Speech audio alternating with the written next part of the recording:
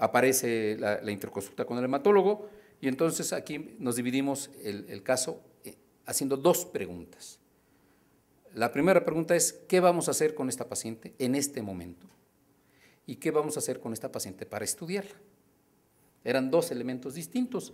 Y vamos, esto no tiene ningún truco, ella había desarrollado una trombosis de la porta. Entonces, la primera pregunta es, si tiene una trombosis de la porta, o estamos viendo un síndrome antifosfolípido catastrófico o un síndrome de HELP.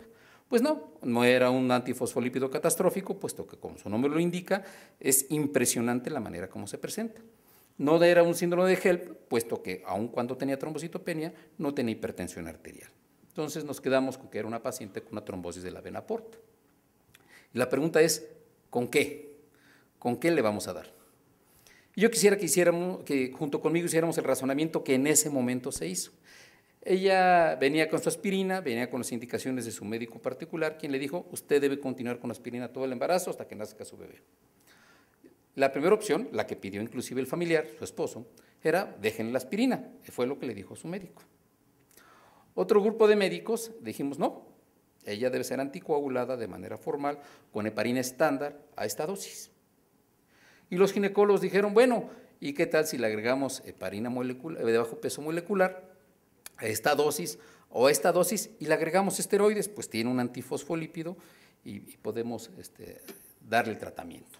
Antifosfolípido del cual no teníamos ningún resultado de laboratorio hasta ese momento, puesto que su médico particular se quedó con los resultados. La paciente llegó al hospital sin resultados de laboratorio. Le hicimos los estudios al otro día, obviamente les digo que nos quedamos con la heparina estándar. Es una paciente con una trombosis aguda. La trombosis aguda se maneja con heparina estándar medio hospitalario, no con heparina bajo peso molecular. Una trombosis de la porta menos. Entonces le hicimos el rastreo de anticuerpos contra antifosfolípido, en este caso los anticuerpos del isotipo IgG muy aumentados, los demás estaban normales y la razón del anticoagulante lúpico también estaba anormal. El asunto es que mientras discutíamos la ciencia, la paciente empezó con la presencia de vómito, empezó a tener crisis convulsivas tónico-clónicas generalizadas con depresión ocular y decidimos traslado a terapia intensiva. Ahí ingresa con hipertensión arterial, una crisis muy severa, con estos laboratorios de 9.9 gramos de hemoglobina, las plaquetas moderadamente disminuidas, el TTP igual de prolongado como ya lo sabíamos, entendíamos que era por el efecto del anticoagulante lúpico ya con este resultado, la presencia de proteinuria y obviamente las enzimas hepáticas, ¡pum!, se fueron para arriba. Las gentes en terapia intensiva le dieron el manejo de la hipertensión arterial y el manejo de las crisis convulsivas.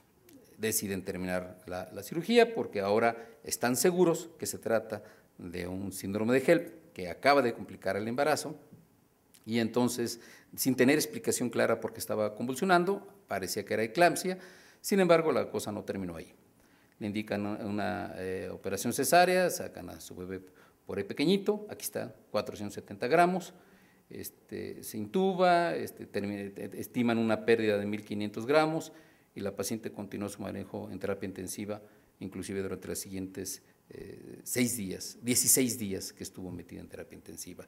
Durante su estancia documentamos la presencia de un evento vascular cerebral, la trombosis de la vena porta que estaba bien identificada y un síndrome de HELP asociado a un síndrome antifosfolípido.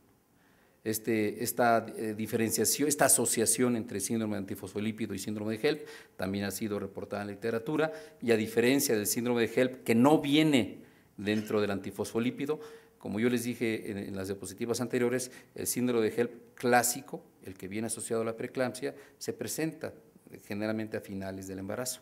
El síndrome de HELP que acompaña al síndrome antifosfolípido se presenta poco después de la semana 20, inclusive lo podemos encontrar por abajo de la semana 20.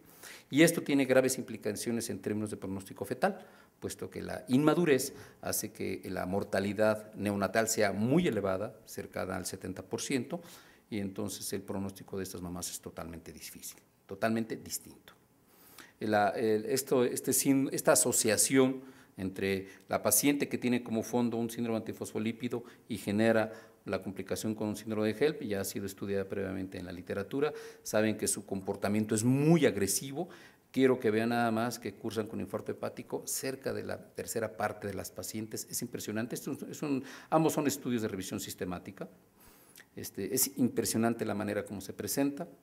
Se puede confundir con un síndrome antifosfolípido catastrófico, sin embargo, los datos microangiopatía son los que dominan y sabemos que se trata de esta asociación bien identificada en la literatura, cuyo manejo hematológico vamos a hablar un poquitito más adelante, y simplemente decirles que mucho de lo que pudimos haberle ofrecido a esta mujer antes de que empezaran las complicaciones es ofrecer lo que la literatura ya ha señalado como la intervención más adecuada para las pacientes que tienen síndrome antifosfolípido, que la asociación de heparina de bajo peso molecular junto con la administración con aspirina.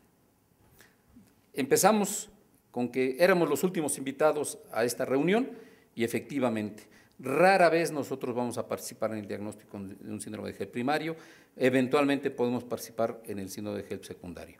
Nos llaman cuando aparecen los problemas de hemostasia. Ahí es donde tenemos, representado bien sea por hemorragia o bien sea por trombosis. Para el lado de hemorragia, sobre todo cuando los pacientes ya están con el síndrome hemodilucional, y en algunos casos para la administración de fármacos, y muy pocos casos cuando tenemos que ofrecerles recambio plasmático. Si nosotros tomamos esto como cierto, si ustedes me aceptan que esto es donde al final intervenimos, no es como lo que estamos acostumbrados, participar en la etapa de diagnóstico, sino ya hasta que aparecen las complicaciones. Somos los últimos invitados. Y esto nos complica la vida. Pero yo quiero que junto conmigo vean esta información. Miren, aun cuando haya aparecido en la revista médica del IMSS, que no tiene un gran factor de impacto, es la primera vez que tenemos todos los datos relativos a mortalidad materna en un año. En un año. Es la primera vez que se dan a conocer al público. Yo no digo que no se analice la información. En mi hospital existe un comité dedicado al análisis de la mortalidad materna, pero se quedan con la información. Ni siquiera yo la conozco. Y así ocurre en todos los hospitales. Cada quien se queda con la información. La suerte que tuvo el doctor Fajardo es que logró colectar la información de las 1,200 y tantas muertes, por ahí está el número, que ocurrieron en ese entonces. Algunas son directas, relacionadas con patología obstétrica, otras eran no directas, o sea, mujeres que ya tenían una patología previa, sobre todo cardiopatías, y que se complicaron.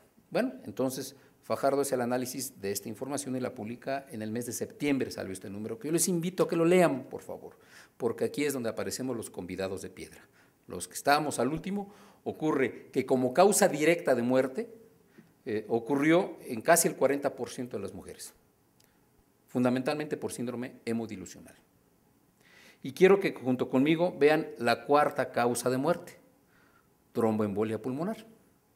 Y es aquí donde, si juntamos la hemorragia con la tromboembolia, es el papel fundamental que tiene que ejercer el hematólogo, no solamente para el manejo, del síndrome hemorrágico a través de fármacos o transfusiones, como sea, sino también para la prevención de la enfermedad tromboembólica, que son muy comunes en estos pacientes. ¿De dónde sacamos esa información? La información existe. Miren ustedes, de esos mismos datos que nos dio el doctor Fajardo en esta publicación que apareció en el mes de septiembre, encontramos que en la sala de partos realmente fallecieron muy poquitos. Más del 60% falleció fuera de la sala de partos, cuando estaba en su habitación o cuando enviaron a la unidad de terapia intensiva.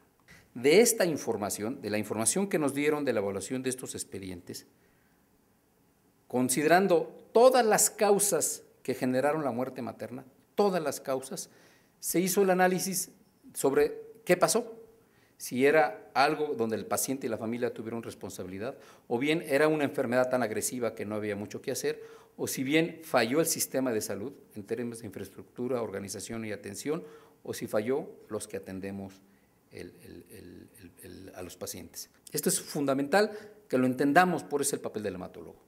De estas muertes maternas que ocurrieron en el 2009, 900 y tantas maternas asociadas a la atención obstétrica, el 73% ocurrieron dentro de un hospital, casi la mitad dentro de una unidad de cuidados intensivos.